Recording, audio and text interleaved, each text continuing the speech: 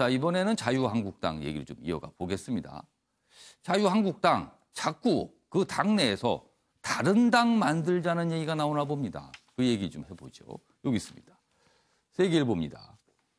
친박 신당 창당설 또 설설 끓는 한국당 이렇게 됐습니다. 한국당 주변에 여러 가지 설들이 나오고 있습니다. 홍문정 의원 신당 실체 당 바깥에 있다 이렇게 인터뷰에서 밝힌 내용이 있어서 주목을 받고 있고요. 뭐 화해 도모하는 분위기 있는 거 아니냐. 그렇죠. 또 이걸 가지고 또 다른 쪽에서는 비판을 하는 목소리도 있어요. 그리고 박지원 이건 또 한국당 이분은 한국당 의원도 아니신데 또 이런 얘기가 있는데 박근혜 구속 만기 시점에 신당 가능하다. 본인이 또 이런 전망을 내놓으셨습니다. 그래서 여기 있네요. 그 얘기 여기 자세히 좀 있네요. 여기 보시죠. 박지원 민주평화당 의원의 2019년 정가 예측이다. 이렇게 제목을 달았습니다. 박근혜 전 대통령 구속 만기 내년 4월 석방되면 친박 신당이 탄생할 것이다. 전망인가요? 예언인가요? 관련해서 영상 들어보고 이어가겠습니다. 왜 지금 그런 짓을 하는지 나 이해를 못하겠어요. 당대표 선거에서 지금 당대표 선거가 중요한 게 아니라 국가가 중요한 거예요. 재판도 끝나지 않았는데 그런 거 하면 안 됩니다. 저는 재판을 지켜보고 또 그 두 대통령이 먼저 국민들에게 반성하는 자세를 보일 때 재판이 끝났을 때 얘기가 나오는 거지. 친박당 생깁니다. 앞으로 두고 보세요. 아, 그래요? 네. 한국당이 말이죠. 예. 인적 청산하면은 친박이 나갈 거 아니에요? 예. 그러면은 바른미래당에 있는 몇 분들은 비박당으로 갈 거예요. 예. 그럼 자유한국당은 비박당이 되고 친박당이 따로 생깁니까? 따로 생깁니다. 그럴 가능성이 있습니까? 저는 생긴다고 봅니다. 박근혜 대통령의 구속 만기가요. 예. 내년 4월입니다. 박근혜 대통령은 존재 자체만으로도 예. 구심점이 된다. 국회의원 당선시킬 힘이 생겨요. 네, 유경호 의원님. 예. 자, 박지원 의원은 뭐 저렇게 전망을 했고요. 그리고 한국당 주변 그리고 안팎에서 여러 가지 얘기가 지금 있습니다. 유경호 의원께서 보시기에는 친박 신당, 이 10년 전에 친박연대인가요? 아무튼 친박 신당 이 가능성 어떻게 보십니까? 뭐 제가 가능성을 예측하는 거는 자신이 없고요. 예. 그러니까 선거를 앞두고 생긴 당이 성공한 사례 별로 많지 않죠. 예. 선거 때문에 급조됐다라고 예. 하면 설사 원내 교섭단체 정도는 만들 수 있을지 모르지만 예. 그 다음에는 대부분 흡수되거나 뭐 해체되거나 했다는 점이 제 기억이고 박지원 의원의 지적 중에 저는 하나 딱 눈에 띄는 게요. 예. 지금 김무성 의원이나 또는 권성동 의원이나 예. 탄핵에 앞장섰던 분들이 갑자기 지금 태도를 바꾼 거 이거는 일반 국민을 상대로 보내는 메시지가 아니라 예. 오로지 지금 자유한국당 내에 예. 일부 그러니까 저를 봐주세요라고 예. 하는 일부만을 겨냥하는 메시지인 걸로 저는 그렇게 해석이 되거든요. 그러니까 글쎄요, 이 정치라는 게 지금 당장 당권을 잡아야 하기 때문에 그 당권을 잡는 데에 투표권을 행사하거나 또는 뭐 목소리를 낼 수 있는 사람들만을 상대로 하는 게 정치 이게 맞는 건지 예. 물론 그럴 때도 있어야겠죠. 예. 그러나 야당이 지금 중진이시라면 그런 점에서는 아까 박지원 의원이 한 얘기 중에 예. 정당만을 생각할 게 아니라 국가를 생각해야 된다. 전 그 말이 바로 그런 의미가 아닌가 싶은데요. 예. 지금 자유한국당의 비대위 체제로 가고 있고 그다음에 전당대회가 예정돼 있습니다. 해보니까 도저히 정강이나 또는 정책에서 안 맞다.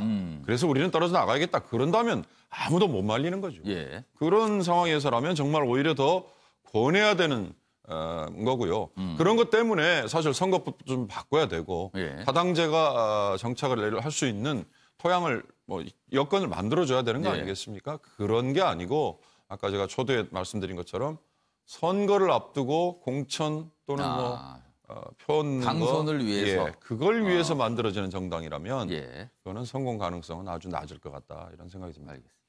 유경호 의원께서는 일단 뭐 신당 창당 가능성보다는 그 의미 그리고 그게 과연 어떤 의미를 가진가 이 부분 좀 집중 설명해 주셨는데 자 백승주 의원께 질문을 안 드릴 수가 없습니다.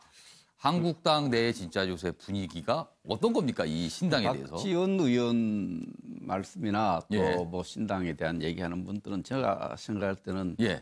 정치 공학적인 상상력 그 이상도 이하도 아니다 싶습니다. 아, 너무 지금 자유한국당이 제일 지금 예. 제가 만나는 또 지역에 제가 경상북도 구미입니다. 박정희 대통령 고향이 생가가 있는 구미가 지역구인데 많은 유권자들을 만나고 시민을 만나고 동료 의원을 만나는데 거의 공통점이 수권 정당을 만들어서 단합해야 된다는 겁니다. 예. 그래서 그런 노력들이 좀 결실을 맺어서 저희 당이 지금 뭐 전 통계 숫자를 그렇게 신뢰하는 입장은 아닙니다만 예. 25% 중반대에 이제 지지도를 예. 끌어올리고 있는데 이 지지도는 2015년 후반기에 민주당 지지율하고 비슷합니다. 지난 19대 총선을 예. 앞둔. 그래서 상당히 그 한국당이 지금 예. 국민들에게 좀 관심을 끌고 또 지지를 받아가는 입장에서 우리 자유한국당이 망하기를 바라는 그런 상승세를 꺾기를 바라는 분들의 정치적 소망 그 이상 또 이하도 아니다 이렇게 그러니까 생각하고요. 신당 얘기를 하시는 분은 제가 저 주변의 분들 국회의원이라든지 예. 저 지역에 있는 많은 정치인을 만나는데 예. 지금은 단합할 때이고 예.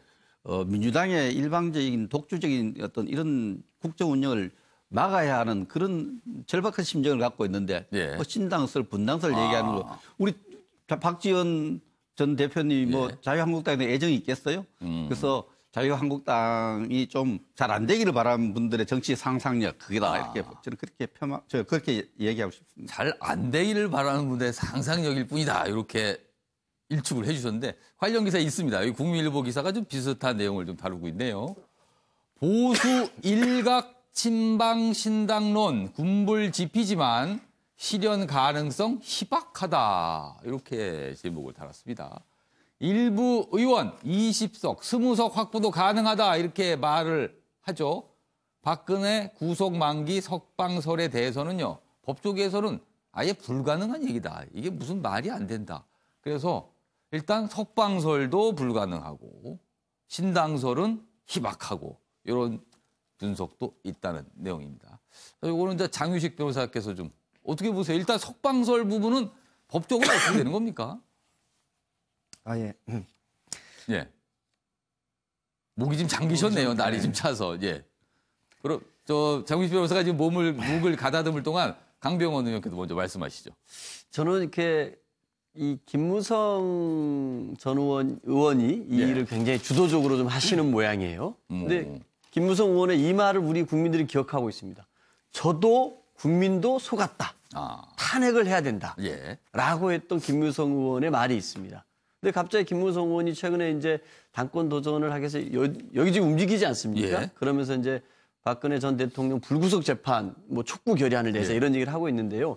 여기에 또 호응하는 게 홍문종 의원이 아닌가 싶어요. 이 친박 신당에 실체가 예. 있다라고 얘기를 했습니다. 예. 이 박지원 의원의 말에서 나온 것이 아니라 홍문종 의원 스스로가 이 친박 신당에 실체가 있다라고 스스로 얘기한 것입니다. 예. 보니까 이제 이 또다시 이 당권을 앞두고 한국당 내에서 본인에게 유리한 판을 만들어 보려고 한 사람이라도 끌어당기려고 예. 이런 말들을 막 던지고 있는 것이 아닌가 생각이 드는데요. 예. 우리 국민들이 어떻게 볼지 예. 이 국민들의 마음을 모른다면은 어떤 주장을 하건 예. 어떤 당을 하건 어떤 당간판을 갈아치우더라도 예. 우리 국민들은 진정한 사과 그리고 혁신이 되지 않는 이상은 인정하기는 쉽지 않을 것이다. 라고 저는 생각을 합니다. 예. 백승주 의원께서 갑자기 손을 드셨습니다. 예. 말씀하세요. 그 민주당이 당을 만들고 예. 부수고 새로 당 만든 전문가 아닙니까? 예. 경험에서 아마 설명을 한 것 같기도 하네요. 그게 만만한 작업이 아니다라는 부분. 알겠습니다. 장윤식 네, 아까- 변호사께서는 그 석방설, 박근혜 전 대통령 석방설, 이게 법적으로 어떻게 됩니까? 지금 이제 공천 개입 문제로 이미 예. 확정 판결을 받은 부분이 있기 예. 때문에 2년을 받았죠. 예. 지금 재판을 일부러 지연시키거나 또는 확정된 재판에 대해서 사면하지 않는 이상은 예. 그 현실적으로 불가능할 것이다 이런 아. 얘기고요. 어. 사실 뭐 이게 법적인 그런 문제보다는 정치적인 그런 문제이기 때문에 정치적으로 저는 뭐 사실 친박 신당의 실체가 있다고 생각을 합니다. 왜냐하면 우리나라 그 정치가 예. 어떤 인물 중심으로 되고 있고 박근혜 대통령 같은 경우에 지금 어려운 처지에 있긴 예. 하지만 고정적인 지지층이 최소한 10% 20% 있는 그런 분위기 때문에 충분히 뭐 실체가 있다고 생각하는데 예. 개인적인 입장에서는 우리나라 보수가 다시 일어나는 것은 필요한데 예. 조금 더 합리적인 보수들이 과거의 어떤 적폐와 관련된 보수가 아니고 합리적인 보수들이 주도성을 가지고 예. 보수를 다시 재건하는 것이 바람직하다 이렇게 생각합니다. 뭐 전반적으로 보면요. 어떤 결과로 갈지 모르겠지만 한국당 내부에서 좀 진통이 좀 여러 가지 모습이 잡히고 있습니다. 자, 이번엔 제 뒤쪽 화면을 좀 봐주시기 바랍니다. 자, 여기 보면은 프랜차이즈 업체 로고가 보이죠? 맥도날드입니다. 근데 이 매장에서요, 고객 갑질이 계속 반복되고 있다.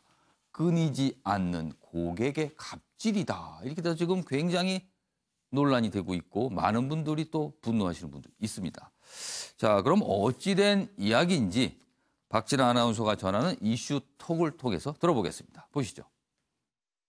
맥도날드 매장에서 손님이 직원에게 물건을 던지는 일이 또 벌어졌습니다. 먼저 지난달 11일에 있었던 울산 드라이브스루 사건 기억하시죠? 차 안에 있던 손님이 20대 직원을 향해 음식을 집어던져 공분을 샀는데요. 당시 이 고객은 사건 발생 뒤 현장을 떠났습니다. 이에 맥도날드 측이 해당 고객에게 고발 조치를 하고 폭행 혐의로 입건했다고 밝혔는데요. 경찰 조사에서 고객은 회사 일 때문에 스트레스가 많아서 감정이 폭발했었다. 이렇게 진술했습니다. 그리고 같은 달 서울의 한 매장에서도 비슷한 일이 벌어졌는데요. 어제 인터넷엔 17일 밤에 일어난 맥도날드 매장이라며 영상이 올라와 떠들썩했습니다. 중년의 손님이 직원의 얼굴에 햄버거가 든 종이 가방을 던지는데요. 논란이 된 영상 함께 보고 오시죠.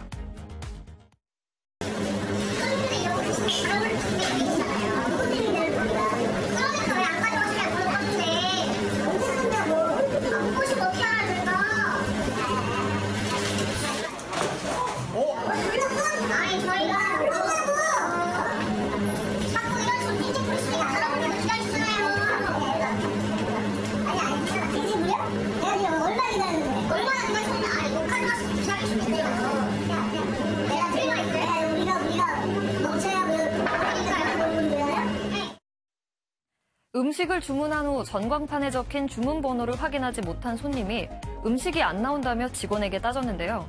손님과 직원 사이에 말다툼이 벌어져 일어난 일이라고 합니다. 이 영상이 논란이 되자 어제 맥도날드는 당시 사건에 대해 설명했는데요. 바로 경찰이 출동했고 해당 고객도 사과했다. 직원도 사과를 받아들여서 일단락된 내용이다. 라고 밝혔습니다. 또 피해 당사자가 더 이상 논란이 확대되는 걸 원치 않아서 고소 등의 법적 조치는 없었다고 전했습니다. 이 사건, 드라이브스루 사건 때와는 결말이 좀 다르죠. 하지만 사람에게 물건을 던지는 행위는 문제가 될 일이라는 거 기억해야겠습니다. 지금까지 박진아의 이슈톡이었습니다. 네, 백승주 의원님 어떻게 보셨습니까? 이 주제에 대해서 다른 분들이 희망자가 없어서 제가 나왔었는데요. 이제 제가 전체적으로 사회면의 뉴스를 보면 사이코패스 있지 않습니까? 잘못을 저지르고도 그 잘못을 모르고 무시하는 분들이 우리 사회에 굉장히 많아지고 있는데 이 부분 좀 심각하게 우리가 생각을 해야 되고 적절하게 화해 형식으로 이렇게 또 피해 당사자와 또 피해를 준 사람이 화해로서 해결하는 것도 뭐 좀 바라는 부분도 있지만 제가 볼 때는 이 언론 보도를 통해서 그 잘못한 사람들이 적절한 수준의 잘못에 대한 대가를 치르도록 이렇게 하는 문화를 만들어서 이렇게 잘못을 저지르고도 잘못을 모르는 사람들한테 좀 그 경각심을 주는 그 사회 문화가 정착돼야 될 것 같아요. 제가 음식 가면 그런 경우를 굉장히 많이 보거든요. 손님들이 그 종업원이나 주인한테 횡패를 부리는. 너무 심하게. 택시 운전사도 그런 게 많잖아요. 이런 부분에 대해서 적절하게 이렇게 뭐 타협하고 적절하게 보상받고 이렇게 해결하기, 금전적으로 해결하기 이런 것보다는 적절한 잘못에 대해서는 어떤 잘못에 대해서 적절한 거기에 따르는 하나의 경각심을 느낄 정도의 처벌을 하고 그 처벌 내용이 공유돼야 이 부분이 줄어들 수 있다고 생각을 합니다. 알겠습니다. 손님은 뭐 왕이라고 흔히 말하지만요. 그 왕이 왕답지가 않으면요. 폭군으로 보입니다. 어떤 일이 있어도 식당 같은 곳에서 음식을 종업원에게 집어던지는 일, 이거는 있을 수 없는 일이거든요. 폭군이 될지 왕이 될지는 손님 스스로가 선택을 하셔야 될 것 같습니다.